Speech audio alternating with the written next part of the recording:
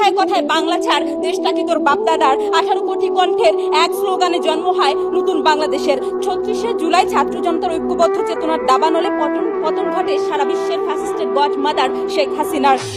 নাগরিক সচেতনতার এক দফায় 15 বছরের গুম খুন লুট ভোট চুরি কুশীলবরা লেজ গুটিয়ে পালাতে বাধ্য হয়। 18 কোটি কণ্ঠের এক স্লোগানে জন্ম হয় নতুন বাংলাদেশের। তখন আমরা বিশ্বাস করি মাননীয় স্পিকার, ভোটের অধিকার বলুন, রাষ্ট্র সংস্কার বলুন, জুলাইয়ের চেতনার বাতিঘর, সমস্ত চেতনার বাতিঘর আপনি আমি আমরা আমাদের মধ্যে নিহিত। যে কথাটি আমরা আজকে সংসদে বারবার বলছি মাননীয় স্পিকার, আমার বেটা মারলু কেন।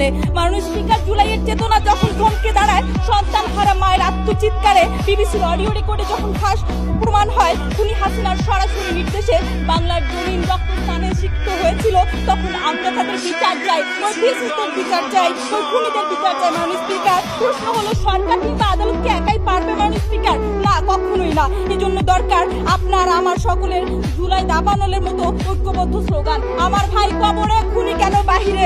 আজকের এই সংসদে সেই ঐক্যবদ্ধ স্লোগান, ঐক্যবদ্ধ চেতনা, সেই ঐক্যবদ্ধ সচেতনতার কথা বলছে মাননীয় স্পিকার। জানা হলে আপনি জুলাইয়ের চেতনা বাস্তবায়ন করতে পারবেন না, জানা হলে আপনি ফ্যাসিস্টদের বিচার করতে পারবেন না, জানা হলে আওয়ামী লীগ ছাত্রলীগ সকলকে নিষিদ্ধ করতে পারবেন না। মাননীয় স্পিকার, আপনি অবগত আছেন ফ্যাসিস্ট আমলের 3টি নির্বাচনের কথায়, কিভাবে আপনার আমার সকলের ভোটের অধিকার কেড়ে নেওয়া হয়েছিল।